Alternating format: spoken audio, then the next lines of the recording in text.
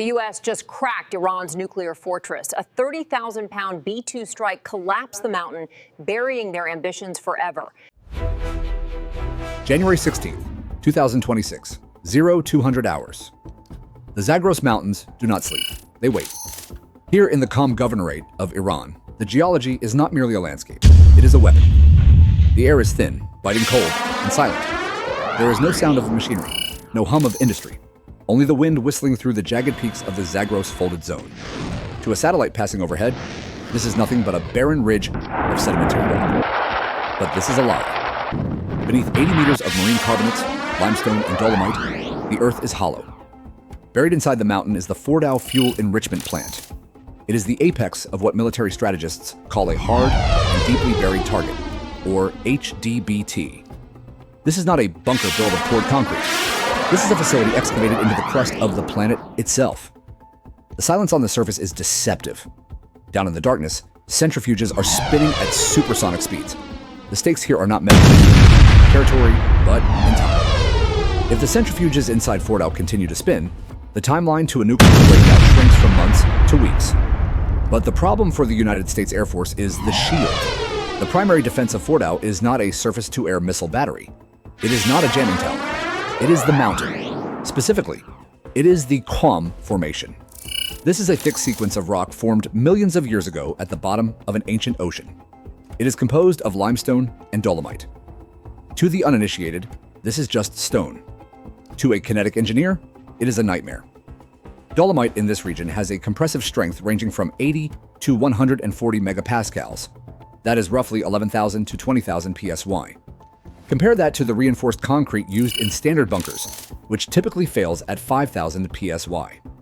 The mountain is 4 times stronger than the hardest man-made fortification, and there is 80 meters of it. This overburden acts as a geological shield.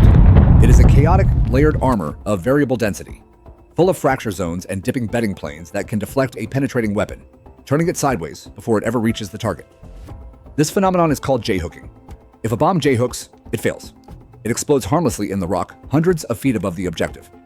But the physics of war are about to change. High above the troposphere, at an altitude of 50,000 feet, something is moving. It does not exist on radar. To the electromagnetic spectrum, it is a glitch. To the atmosphere, it is a shadow. This is the Northrop Grumman B-2 Spirit.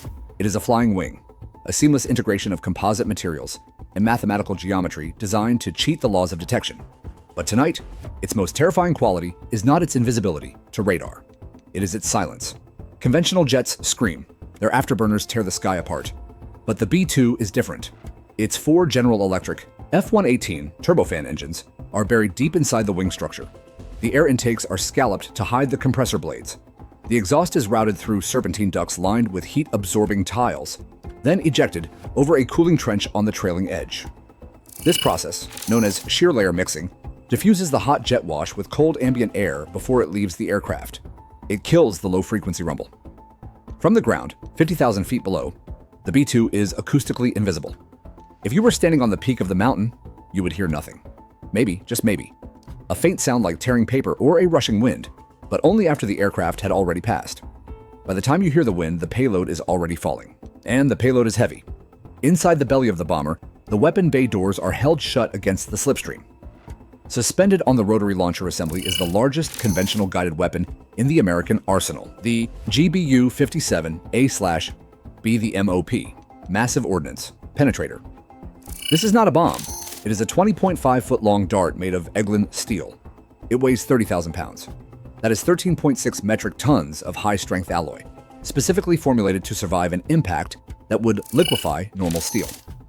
Eglin steel, or EES-1, is a marvel of metallurgy. It contains nickel, silicon, chromium, and tungsten. It has a yield strength of 245,000 psi. It is designed to remain rigid while punching through solid granite at supersonic speeds. Most bombs rely on the explosion to do the work. The MOP relies on kinetic energy. The explosion is just the afterthought. The weapon is a physics equation wrapped in steel. The formula is simple. Kinetic energy equals 1/2 mass times the velocity squared. To maximize this energy, the B-2 must release the weapon from the stratosphere. Gravity does the rest. As the 30,000-pound steel rod falls, it accelerates. In the thin air of the upper atmosphere, drag is negligible. it builds speed. By the time it hits the denser air of the lower troposphere, it is traveling at Mach 1.3. That is 440 meters per second. When you combine a mass of 13,000 kilograms with a velocity of 440 meters per second, you generate roughly 1.32 gigajoules of energy. Let me put that into perspective. That is equivalent to a 2,000-ton freight train hitting a solid wall at 80 kilometers per hour. And all of that energy is concentrated into a frontal area of just 31 inches. But here is the problem. Even with 1.3 gigajoules of energy, the math says it is not enough. The geologists and physicists at the Pentagon have run the simulations. They know the S number, the penetrability index of the Zagros limestone. A single MOP striking this mountain will penetrate approximately 15 meters into the rock before stopping. 15 meters. The target is 80 meters down. If the bomb detonates at 15 meters, it creates a camouflage. This is a contained explosion. The rock absorbs the energy. The gas bubble expands, crushing the stone into powder, but the shockwave attenuates before it reaches the centrifuge hall. The lights in the facility might flicker, dust might fall from the ceiling, but the centrifuges will keep spinning. Accelerometer data confirms terminal depth. Layer count 0. Initiate. To defeat the mountain, the United States Air Force must employ a tactic known as the double tap, or, in the grim humor of the pilots, mowing the lawn. This is not about brute force. It is about precision so extreme it borders on the impossible. The plan requires dropping two 30,000-pound weapons in sequence. They must hit the exact same GPS coordinate. The first bomb is the excavator. It hits the mountain at Mach 1.3. It smashes through the first 15 meters of rock and detonates. It does not destroy the facility. It destroys the overburden.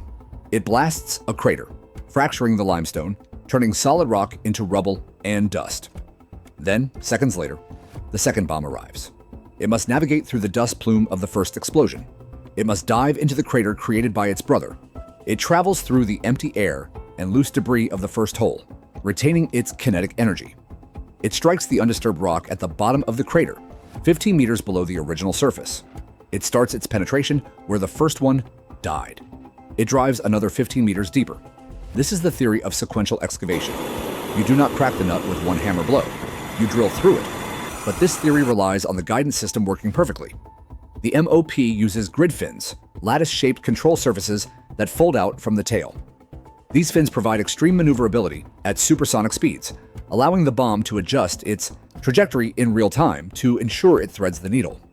If the second bomb drifts just 3 meters to the left, it hits fresh rock. It stops at 15 meters. The mission fails. It must hit the hole. Back in the cockpit of the Spirit, the pilot watches the monitors. The release point is approaching. The bay doors are about to open. The hydraulic actuators are primed to snap the doors wide in less than a second to minimize radar exposure. The pneumatic ejector pistons are pressurized, ready to shove 60,000 pounds of ordnance into the slipstream. The physics of the B-2 are about to be tested. Releasing 27 metric tons of weight instantly shifts the aircraft's center of gravity. The digital flight control system, the GLA, or gust load alleviation, must instantly compensate, adjusting the elevons to keep the plane from pitching up violently. The pilot's finger hovers. The countdown hits 0. Release. The hydraulic actuators scream. In less than a second, the bomb. Bay doors snap open, exposing the internal cavity to the Mach 0.85 slipstream. Instantly, the air inside the bay becomes violent. This is a phenomenon known as Rossiter modes.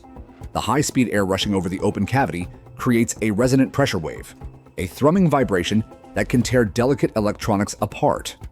But the B-2 is ready. Spoiler fingers at the leading edge of the bay disrupting the airflow, shattering the resonance into turbulent noise. Then, the shove. Pneumatic ejector pistons kick the GBU 57 away from the aircraft. 60,000 pounds of mass drop free. The bomber shudders, instantly lighter. The flight computer fights the new center of gravity, trimming the elevons to keep the wing level. The doors snap shut. The stealth seal is restored. But below, the physics of freefall have begun. For the first few seconds, the two bombs tumble slightly in the thin air. Then the grid fins deploy. These are not solid wings. They are lattices, like waffle irons made of steel. They bite into the air, stabilizing the 30,000-pound darts. The nose cones tip down. Gravity takes hold. The acceleration is reduced 100 miles per hour. They cross the sound barrier. There is no boom heard on the ground yet. The The weapons are moving faster than their own sound. They are silent executioners falling from the edge of space. The GPS chips inside are locked onto a single coordinate, calculating wind drift, atmospheric density, and trajectory to a tolerance of less than 3 meters. On the ground, the guards at the perimeter fence are shivering in the cold wind. They look up. They see nothing. They hear nothing. Then, the timeline splits. Impact 1. The first MOP strikes the limestone at Mach 1.3. The velocity is so high that the rock does not crack. It flows. The pressure at the tip of the penetrator spikes to 4.5 gigapascals. This is the hydrodynamic limit. For a split second, the solid mountain behaves like a liquid. The Eglin steel casing glows white-hot from friction. It forces its way down, chewing through 5 meters, 10 meters, 15 meters of ancient seabed. Inside the tail of the bomb, the hard target void-sensing fuse, the FMU-159, is waking up. It is not a timer. It is an accelerometer. It feels the intense deceleration of the rock, thousands of Gs crushing against the nose. It is waiting for a drop in pressure, a sign that it has broken through into a tunnel. But it doesn't find a tunnel. It finds only rock. Accelerometer data confirms terminal depth. Layer count 0. Initiate 5,300 pounds of AFX 757 explosive ignite. But this is not an fireball in the open air. This is a camouflage. The explosion is contained by millions of tons of rock. The energy has nowhere to go, so it pushes. The gas bubble expands with terrifying violence. It pulverizes the surrounding limestone into dust. It heaves the rock upward. A crater opens, vomiting a geyser of stone and dust hundreds of feet into the air. The mountain has been breached. The shield is cracked. But the centrifuge hall is still safe, 65 meters below. The lights flicker. The scientists look up confused. They think it is an earthquake. They are wrong. 30 seconds later. The second tap. High above, the second MOP has been watching. It dives into the dust cloud of its brother. The guidance fins twitch, correcting for the turbulence. It must thread the needle. It aims for the center of the fresh crater. It clears the rim. It passes through the 15 meters of empty air and loose rubble created by the first blast. It does not lose energy. It does not slow down. It hits the bottom of the crater at full speed. Now the math changes. The rock here is fractured. It is weakened. The second penetrator drives deep. It passes the 20-meter mark. The 30-meter mark. It buries itself 35 meters into the mountain. The fuse senses the depth. It triggers. Detonation 2. This time, the shockwave is not wasted on the surface. It is deep. It couples directly into the spine of the mountain. A massive compressive wave, a P wave, races downward at 4,000 meters per second. It hits the roof of the centrifuge hall. Here is where the facility dies. The bomb does not need to enter the room. When the compressive shockwave hits the ceiling of the tunnel, the interface between rock and air, it reflects. Physics dictates that a compression wave reflecting off a free surface becomes a tensile wave. Rock is strong in compression. It is weak in tension. The ceiling does not just crack, it explodes downward. Spalling. Massive slabs of reinforced concrete and limestone, weighing tons, are ripped from the roof. They are launched into the facility at the speed of a cannonball. The centrifuges are spinning at supersonic speeds. They are delicate vacuum systems balanced on magnetic bearings. They cannot survive a pebble, let alone a falling roof. The spall slams into the cascades. The aluminum rotors shatter. Shrapnel tears through the vacuum lines. Uranium hexafluoride gas vents into the room, reacting with the moisture in the air to form hydrofluoric acid. The facility is not just crushed, it is chemically poisoned. Back on the surface, the illusion of stability is gone. The mountain heaves. The ground undulates violently via Rayleigh wave propagation. The shockwave reaches the surface soils, and the phenomenon of liquefaction begins. The solid ground turns into quicksand. Ventilation shafts shear off. Intake buildings tilt and sink into the earth.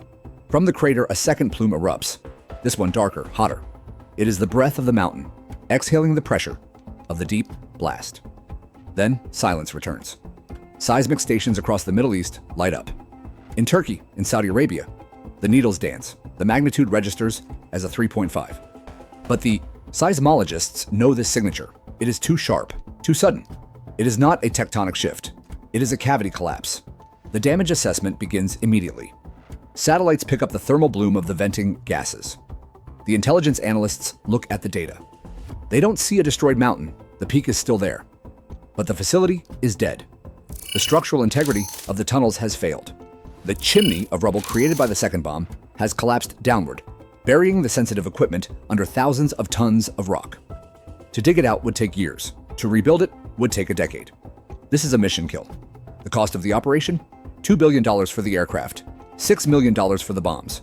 The cost of the target? Incalculable. A national nuclear program set back by a generation. This simulation proves a brutal truth about modern warfare. We often think of defense in terms of technology, jammers, lasers, interceptors, but the oldest defense is the Earth itself. Geology is the ultimate armor, and yet, kinetic energy acts as the universal breach mechanism. The GBU 57 MOP is not a subtle weapon. It is a brute force application of Newton's laws. It reminds us that there is no sanctuary. If you can find the coordinates, and if you can generate enough kinetic energy, there is no amount of rock that can hide you. The pilots of the B-2 turned for home. They felt nothing of the impact. No vibration in the stick, no sound in the cockpit, just a slight shift in the fuel indicators as they bank away from the Zagros. The war of the future is not just about who has the better microchip. It is about who understands the lithosphere, who can turn the ground beneath the enemy's feet into a weapon. So the question remains, if you were the commander, sitting in the deep bunker, watching the seismic sensors spike, would you feel safe? Or would you look at the ceiling and wonder how thick the rock really is? Fair winds, the physics of war. Never sleep. See you in the next video.